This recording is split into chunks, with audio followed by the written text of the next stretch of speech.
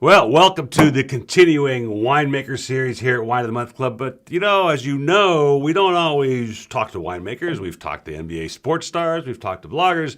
And today we are talking to Manny Gonzales, who is a level 2 sommelier. You might have all seen the movie Somm.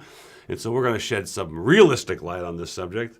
Manny is would they call you the sommelier at the Parkway Grill or just the... No. Not just a, but...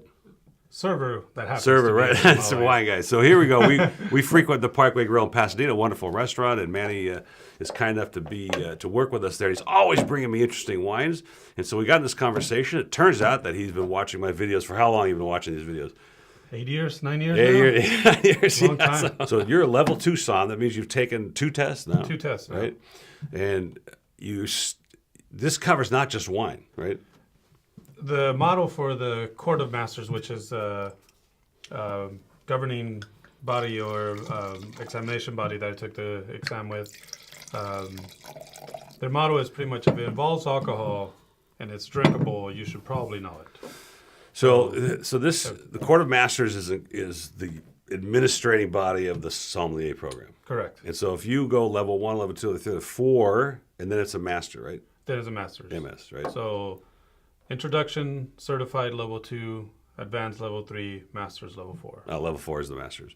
And there's only a handful of masters now.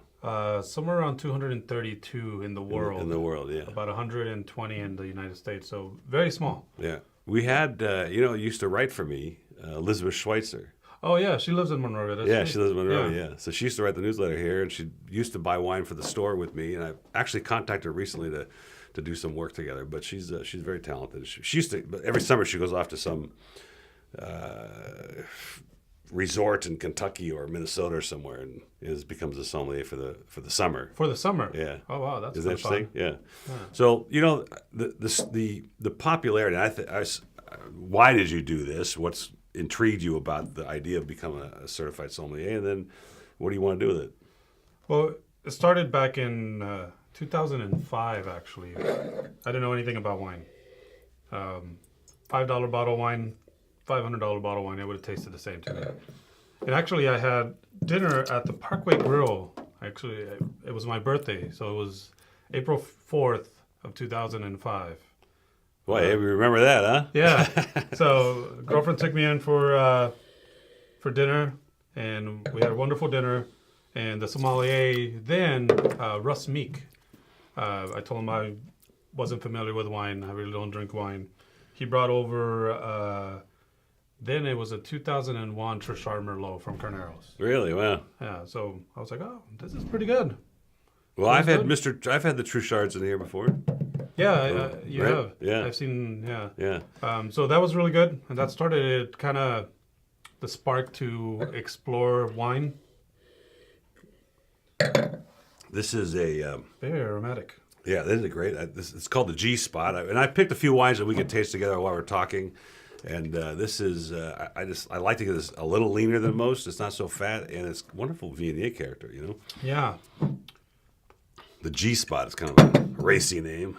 So yeah, 2001 Trishard Merlot kind of started it, and from then on, I started working at the Parkway Grill. Oddly enough, about 4 months later. 3 Oh, months that's later. funny. Yeah, I wasn't working there before, so I met some guys that like wine, and we kind of got a little group together and used to taste wine every Thursday around 2:30. Used to do 3 to 4 bottles of wine. Oddly enough, at the Yard House, of all places. You guys would bring them for lunch, We would like bring one of those lunch group kind of things. Yeah, we would bring them for lunch. Everyone would bring a bottle, something different, and we just did that for about 5 years. 4 bottles of wine every Thursday for 5 And years. then you guys are tasting them and trying to figure out what's in them and that kind of stuff. I used to belong to one of those groups for a while. And I always bring something bizarre, like this next wine. Well, at first it was just drinking. Oh, really? Just drink them. And then it got more interesting. They're like, we should blind these and see what... You want to use the fresh glass? Oh, no, this is fine. Yeah. I like the prime glasses. There you go. So now the level 2 Somm is certified. So you put, what, Certified. CS on your card? Actually, it will be just sommelier. Sommelier, okay. Yeah. Now, can people put sommelier on their card if they just are the wine steward at a restaurant? I mean, is that against the law, so to speak, or no? No one's going to stop you, but, the court of masters does not, condemn you putting sommelier, but they do advise against it. They do want someone to take the time to educate themselves and get a certificate through it. So even when you take the first level of introduction, you're still not a sommelier in their vision Right. until you take the second level certified. Okay. So what would be the most challenging part of the test besides, we always talk about wine here, and we talk about how, you can read all you want about wine, but until you start tasting it and reading what somebody else has said about it to see if you can understand and detect the same things they do. So what would be the most challenging part of that test? And how does For me, it the change? most challenging part of being in the wine and the test and everything, it's tasting. Reading what someone tastes and then drink the wine and I don't taste anything like that. It's like, because we're all different. where did they get the stuff? Yeah, right. I mean, it just tastes completely different. So that's a hard part. Someone saying, "Oh, this is a sweet wine," and I taste it, and it's not that sweet. You don't get the sweetness. Yeah. You don't get the sweetness, or you don't get the spiciness, or the herbalness and the earth. So they don't require you to determine a grape necessarily, but they want you to explain what this character you find in it. They're looking for someone to be able to explain the wine. Right. What you taste, what the characters are, what this may go good with, and possibly, if he could tell you why it tastes like this, why it would work with this dish, location, weather, style of making. But yeah, they're not really looking for someone to tell you, hey, this is a 2010 Rutherford Cabernet made by this specific guy.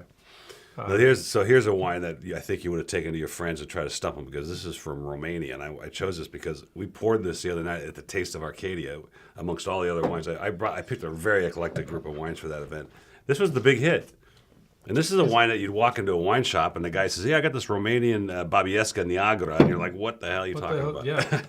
It's have some relation to Cap Franc? I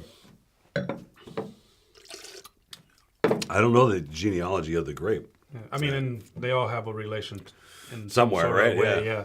But it's got that spiciness. It's though, got you're that right. spiciness and that green and red peppers. Right.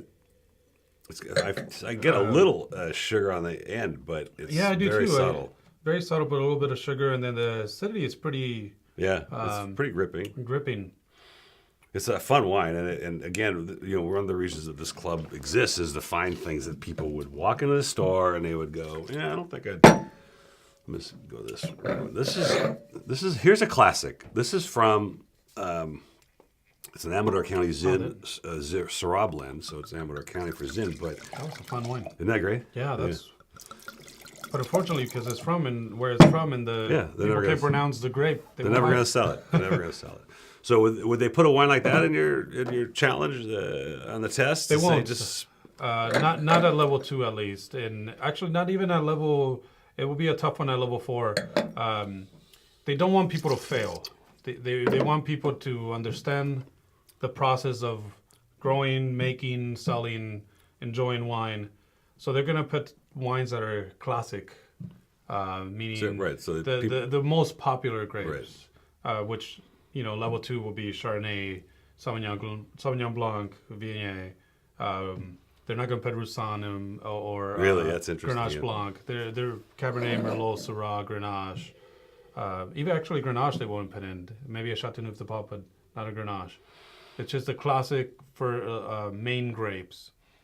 Level 3 it gets a little more intense into a little bit more than the classics, but the classics to that region. And then level 4, you should know the classics to just about every region.